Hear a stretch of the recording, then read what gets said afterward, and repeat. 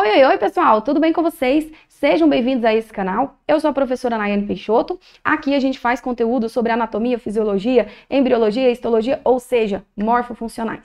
Bom, estamos continuando aqui o nosso estudo sobre a medula. Nós temos já um primeiro vídeo sobre a estrutura geralzona da medula e agora nós teremos na sequência 2 vídeos que falam sobre a funcionalidade, ou seja, a anatomia funcional da medula.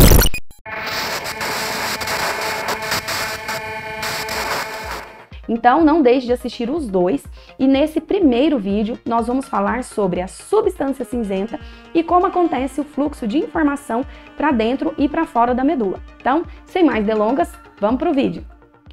O conteúdo da nossa aula de hoje, como quase toda essa playlist, né, tem um capítulo lá no livro do Ângelo Machado, Neuroanatomia Funcional, e esse é o capítulo 14, que é o capítulo que ele trata da anatomia interna da medula, anatomia funcional da medula. Então, não deixe de, se você quiser se aprofundar, olhar esse capítulo. Basicamente, é o que nós temos aqui. Já no capítulo 13 do Tortora, você encontra também, só que de uma forma mais resumida, mais superficial. Se for a sua intenção, você pode utilizar ali esse capítulo para estudar também. E, é claro, né, algumas imagens aqui eu aproveitei de sites desse mar da internet, e um deles que eu achei bem bacana, encontrei imagens aqui que vão se repetir ao longo dessa aula e da próxima, que é a continuação dessa, que é esse site aqui da Liga Acadêmica de Anatomia Clínica e Cirúrgica da UFMG. Então, sem mais delongas, vamos para o nosso conteúdo. Pessoal, é importante, então, primeiro nós revisarmos aqui a anatomia interna da medula.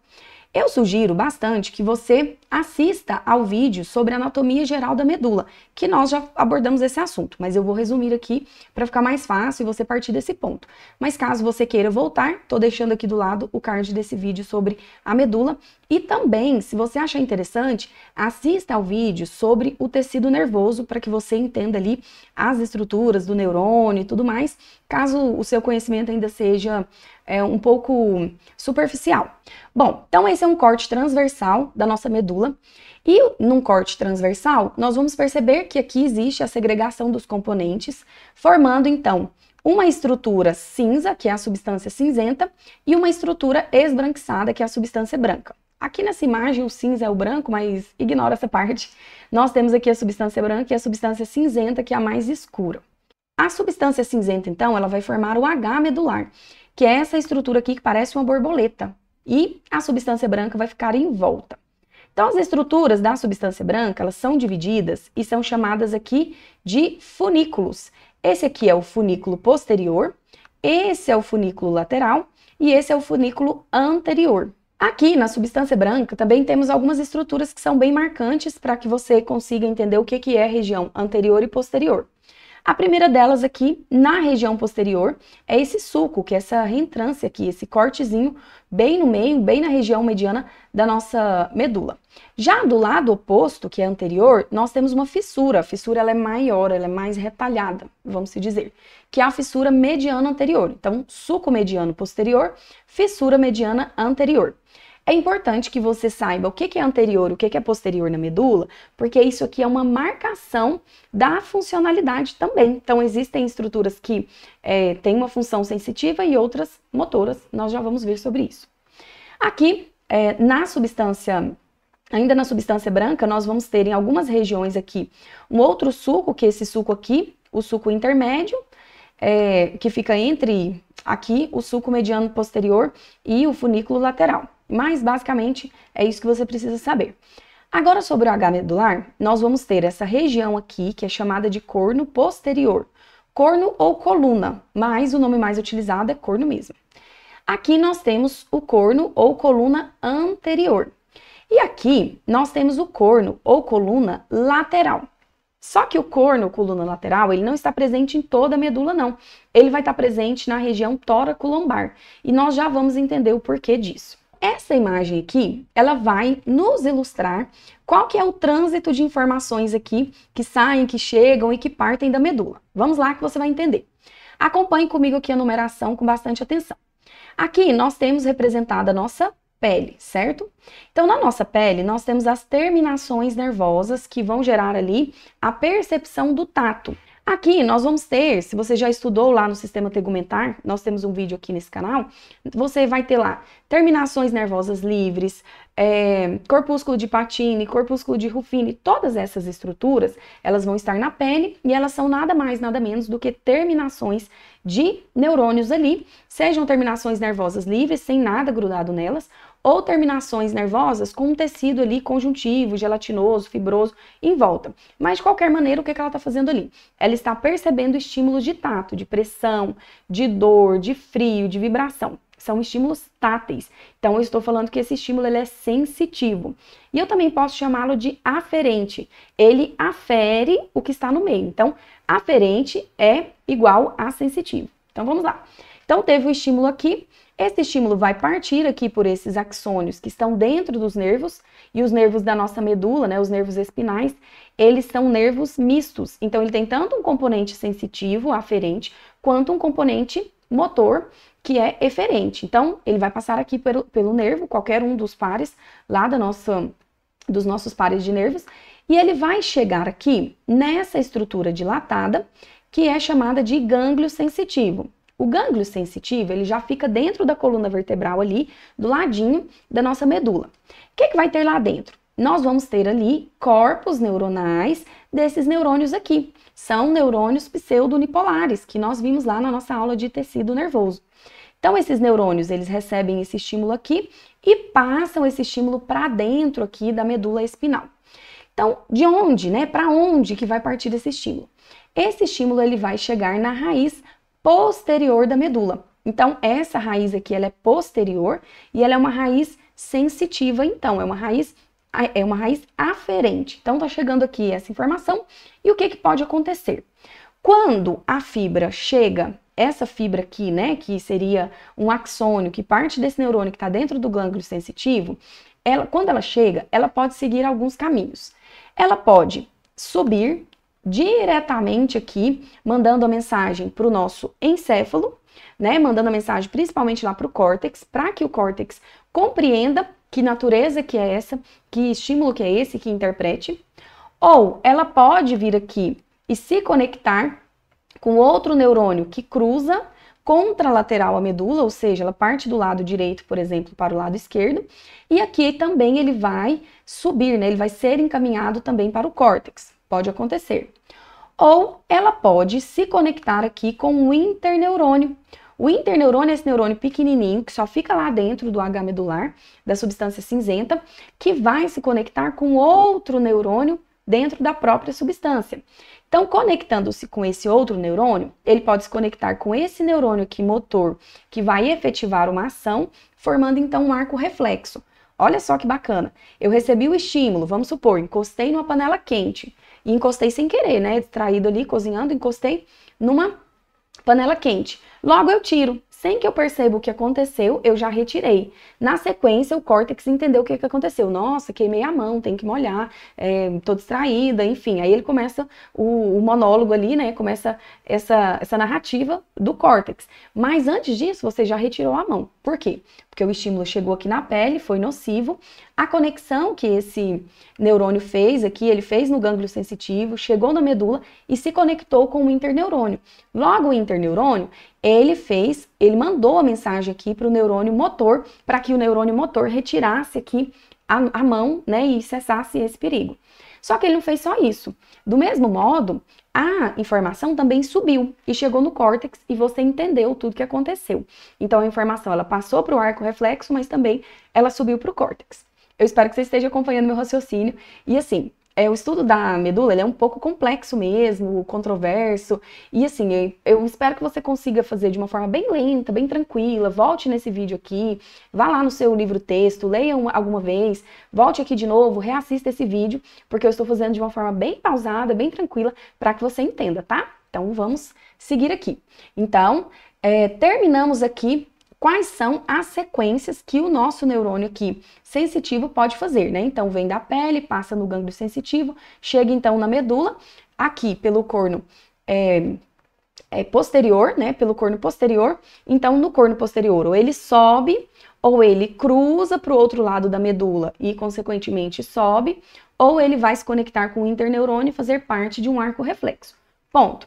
Agora, nós vamos ter aqueles neurônios que estão formando a parte motora, a parte eferente dos nervos ali espinais. E o que ele vai ter? Ele vai ter um componente de saída, porque até agora nós falamos do componente de entrada de informações. Então, nós vamos ter um componente de saída. Então, qual é o caminho?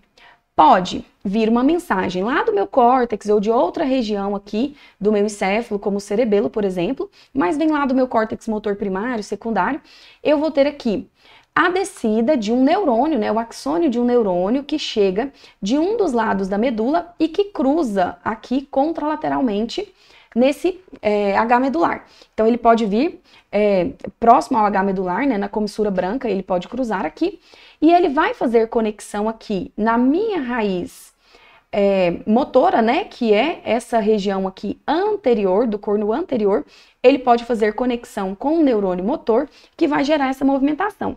Perceba, quando é que eu posso movimentar aqui o meu membro superior? Ou porque eu fiz o arco reflexo, é o primeiro exemplo que eu dei para vocês, encostei, o estímulo era nocivo e eu já tirei, ou simplesmente porque eu quero tirar. Então, tá vendo que são informações que vêm de regiões diferentes, uma vem da própria medula como uma forma de emergência e a outra vem lá do córtex por uma vontade minha, lá do meu córtex pré-frontal, que tem a vontade de tirar a minha mão aqui para fazer outra coisa. Então, ele está vindo desse neurônio que vem lá de cima, aqui do encéfalo, desce, cruza e se conecta com esse e faz o músculo esquelético contrair. Agora, o que nós vamos ter? Nós vamos ter, além desse componente motor, que ele é voluntário, né, que vai para o músculo esquelético, eu também vou ter esse componente motor que é visceral. Ele é, então, um neurônio do sistema nervoso autônomo. Esses neurônios, eles vão ter a raiz deles aqui naquele corno lateral, que eu disse para vocês, né, que ele existe apenas na região tóraco-lombar. Então, o que ele vai fazer? Ele vai perceber um estímulo aqui, seja vindo da pele como um reflexo visceral, por exemplo, ou vindo ali da conexão do próprio tronco encefálico, que está ali trazendo mensagens, por exemplo, do hipotálamo, que vai controlar ali o funcionamento de alguma víscera. Então, ele vai receber a mensagem, mas a sede dele aqui, o corpinho dele, vai ficar nessa parte lateral aqui, nesse corno lateral. E ele vai sair junto com esse componente aqui motor eferente, porque ele vai efetuar também uma ação, assim como o esquelético, e ele vai fazer conexão aqui com um outro neurônio, que é um neurônio ganglionar. Ou seja, existe um gânglio aqui, e esse gânglio ele pode ser tanto simpático quanto parasimpático. Se ele for simpático, esse gânglio vai ficar paralelo a essa coluna vertebral, e se ele for parasimpático, ele vai estar próximo àquele órgão ali. Mas lá dentro nós vamos ter o corpo celular de um outro neurônio. Então, o neurônio que sai da medula e chega nesse gânglio, ele é chamado de neurônio pré-ganglionar, antes do gânglio. E o neurônio que tem seu corpo lá dentro do gânglio e que vai mandar o seu axônio aqui para dentro dessa víscera, ele é um neurônio pós-ganglionar. Bom, então agora você compreendeu o trânsito de informações aqui dentro dessa nossa medula. Olha, como eu disse para vocês, eu estou simplificando bastante, mas agora eu vou complicar mais um pouquinho e adicionar mais informações. Aqui, nessa primeira parte desse vídeo, nós vamos estudar a substância cinzenta e qual que é ali, quais são as estruturas, o que tem ali de informação dentro da substância cinzenta, de acordo com a funcionalidade dela. Mas no próximo vídeo, na sequência desse estudo nosso da medula aqui, eu vou falar o que vai acontecer na substância branca. Mas, para te adiantar, perceba o seguinte, na substância cinzenta, eu tenho aqui uma conexão de informações, eu tenho aqui um processamento, tem cruzamentos de fibras, tem arco reflexo, então é uma região processadora, porque é uma região que tem corpos de neurônios. Sempre que houver corpos de neurônios, essa região ela processa informações. Agora, a substância branca, ela tem fibras de condução, que são os axônios. Então, o que nós vamos ter ali? Nós vamos ter grandes tratos, grandes fascículos, grandes cordas, né?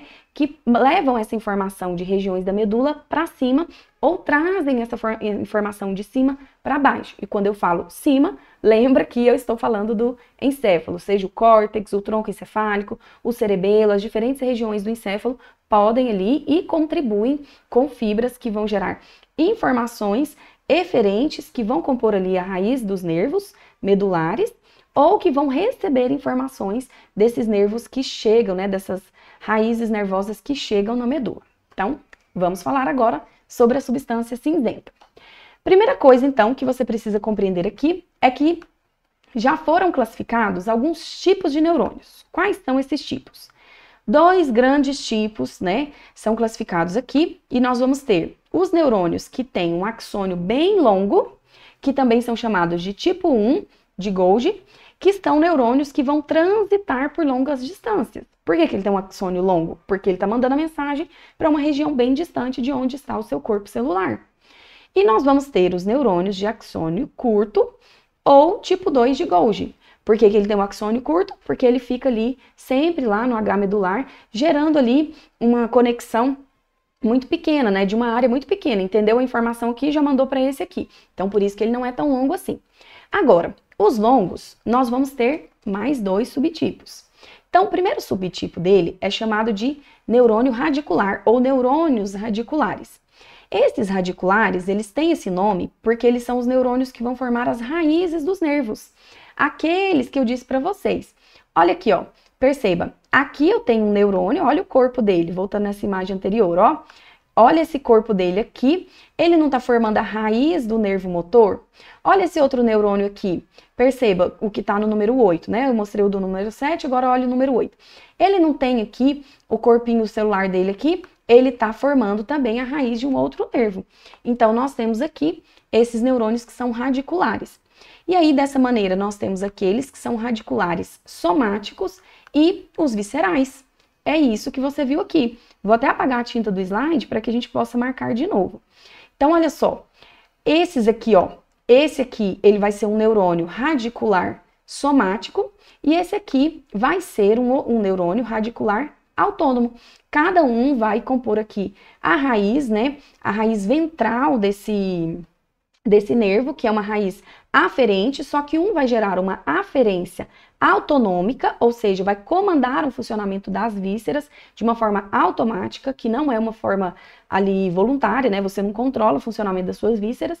E o outro, ele vai compor a raiz nervosa motora, que ela é somática, que ela vai para o músculo esquelético e que na maior parte das vezes você controla. Ele é de controle voluntário. Dos somáticos, resta ainda a gente saber que existem 2 tipos, que é o tipo alfa e o tipo gama. O tipo alfa é aquele neurônio que ele é bastante espesso, ele tem uma fibra maior, mais espessa, uma fibra grande, que vai ser responsável pelo movimento principal. É ele que vai gerar o movimento ali. E nós temos aqueles neurônios que são neurônios gama, que tem uma fibra um pouco mais fina, menos espessa, mas que junto com esse neurônio alfa, eles vão comandar ali o funcionamento dos músculos, né? Mas basicamente quem controla o movimento em si é esse neurônio radicular somático alfa. E o gama, ele forma como se fosse uma regulação junto com ele ali para que o funcionamento muscular aconteça de uma forma bacana. Tá, então você já entendeu, né? Um dos longos que nós temos são os radiculares, que formam raízes dos nervos. Os somáticos formam o componente somático, que vai para o músculo estriado esquelético, produzindo movimento. Quem comanda isso, a maior parte, é o neurônio alfa e o gama auxilia. Agora, nós temos os viscerais, que são aqueles que vão comandar o funcionamento das vísceras.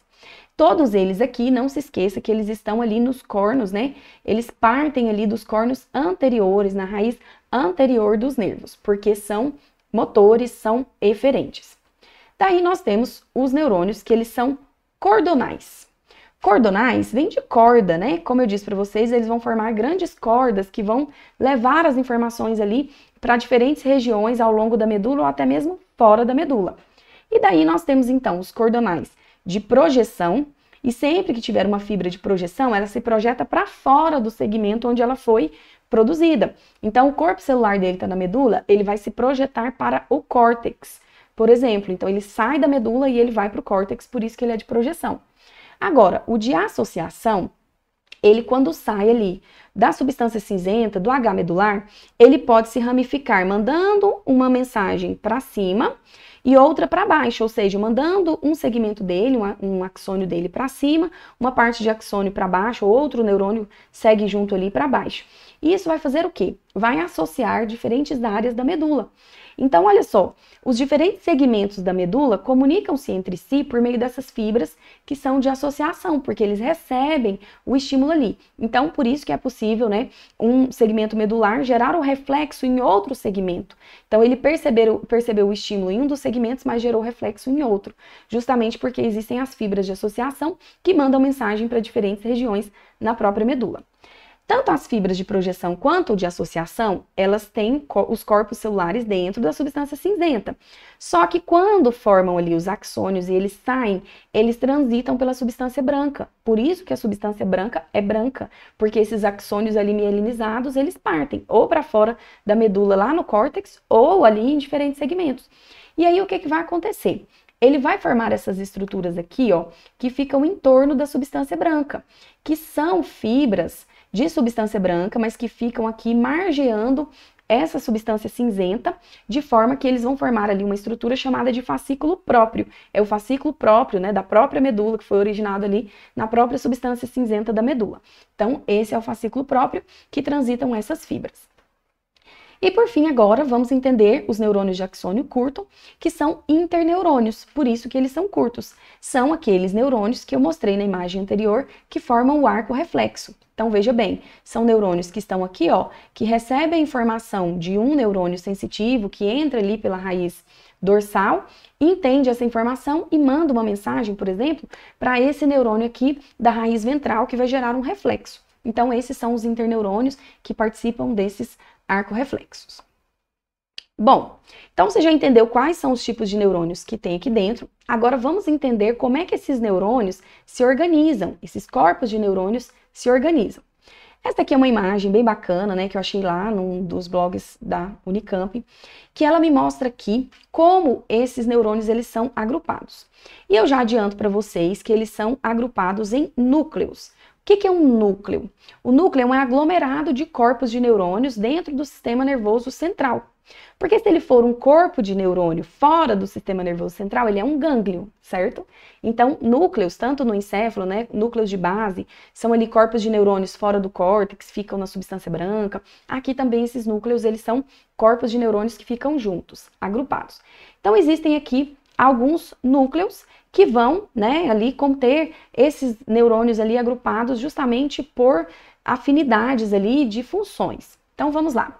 Primeira coisa, vamos olhar aqui, observe, essa imagem aqui, ó, é de histologia, mas ela me mostra, né, tá vendo que são coisinhas redondas, né, são esses agrupamentos aqui desses núcleos, isso aqui também, ó, é agrupamento de núcleos, então você consegue perceber, né, essas diferentes colorações, padrões de colorações, e dessa maneira você vê esses agrupamentos.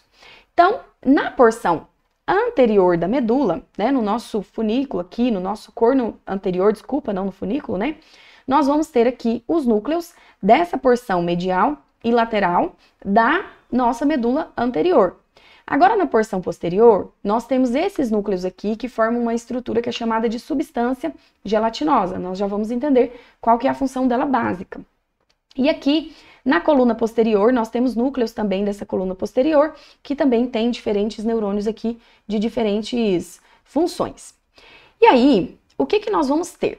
No corno anterior, que é esse primeiro que eu quero visualizar aqui com vocês, nós vamos ter essa segregação aqui, formando esses núcleos, esse núcleo medial, né, que ele se repete ao longo da medula, na maior parte da medula, e esse aqui, núcleo lateral. O medial, ele vai acontecer em toda a medula, em todo o segmento, e ele vai fazer o quê? Eles vão ter ali os corpos de neurônios que vão originar as raízes nervosas, são motoras, né, que vão inervar o esqueleto axial, ou seja, todo o tronco.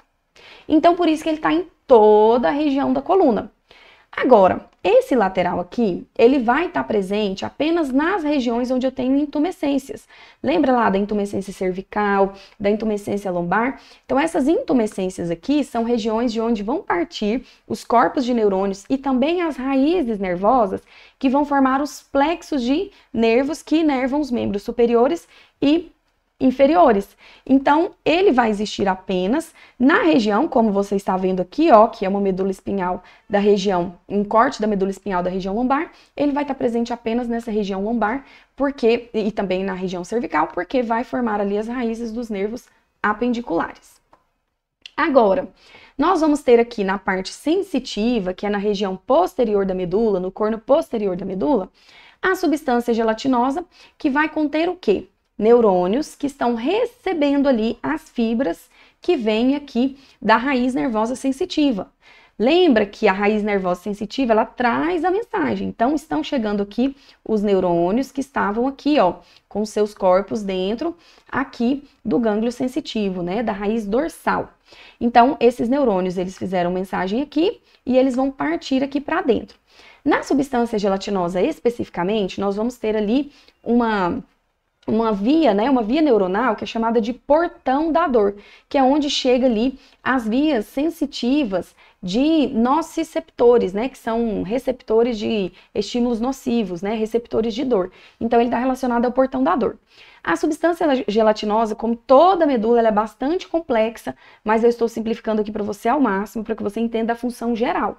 Tudo isso aqui, gente, ele, assim, foi exaustivamente estudado, tem uma grande complexidade, mas eu estou trazendo aquilo que é essencial mesmo, o bife ali do negócio, para que você entenda a parte mais simples e mais superficial, para que você tenha noção do todo. E a partir daí você, se for ler um artigo, um livro, uma descrição mais complexa, você tenha a base. Mas aqui também, nessa região, né, nessas lâminas aqui de neurônios, nós temos também a chegada de informações de outras áreas ali, de propriocepção, de informações que também são sensitivas. Mas lembra que substância gelatinosa é essa estrutura aqui, que ela é um pouco mais esbranquiçada dentro da substância cinzenta e que está recebendo aqui os neurônios, os axônios ali do portão da dor, dos estímulos de dor. Como se não bastasse, né, tudo isso que eu já expliquei para vocês, nós temos uma organização que foi descrita, né, por um pesquisador que chama Hexed, né, que ele descreveu ali que esses corpos que contêm esses neurônios, se você analisar de uma forma ainda mais isolada, você vai perceber que eles são organizados em lâminas dentro desses corpos. E dentro desses núcleos, né, desculpa, e essas lâminas, elas meio que se mantêm ali ao longo da medula de uma forma padronizada. Então, dessa maneira, surgiu esse conceito aqui, que é chamado de lâminas de Hexed. Essas lâminas de Hexed, elas vão do número 1 até o número 10. Se você observar aqui, ó, e esse aqui é o desenho padrãozinho delas aqui, como elas se distribuem. Essa é uma imagem que eu retirei lá do livro do Ângelo Machado, é bem desenhadinho mesmo, e eu trouxe dessa maneira para que vocês entendam, tá? Então, isso aqui foi objeto ali de exaustivos estudos feitos para tentar se compreender ali como é que se organizava a medula, até que esse pesquisador ele chegou nesse conjunto de lâminas. Vamos entender que cada uma delas contém ali de neurônios. Então, para você imaginar aqui, ó, essa lâmina número 1 e a número 2, ela vai conter ali corpos de neurônios que estão recebendo estímulos nociceptivos, ou seja, os estímulos da dor. Não é à toa que elas estão onde? Elas estão aqui na região do corno posterior, que é a região da substância gelatinosa. Por isso mesmo que ela tem essa função. Depois, nós temos aqui, ó, as lâminas 3 e a lâmina 4, né? Que ela vai receber ali estímulos, né, neurônios, axônios que chegam recebendo estímulo de propriocepção e do tato epicrítico. Depois, no 5 aqui, nessa lâmina 5, nós vamos ter os estímulos nocivos e informações de órgãos, né? Esses aqui já são nossos receptores de órgãos, mais das nossas vísceras internas. Aqui, a sexta lâmina, vamos observar aqui, ó.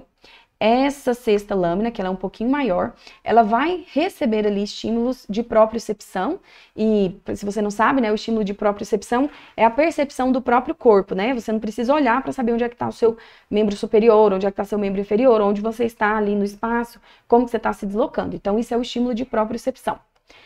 Já a lâmina 7, ela vai receber o estímulo de propriocepção inconsciente, que é esse estímulo que vem ali do músculo. São estímulos que vêm do músculo, do tendão, são estímulos que mostram ali a propriocepção inconsciente. Você não pensa, você não compreende, ela é diferente da anterior, que você sabe onde você está. Se eu te perguntar, de olho fechado, me mostra onde é que está o seu membro superior, você consegue apontar, isso é consciente.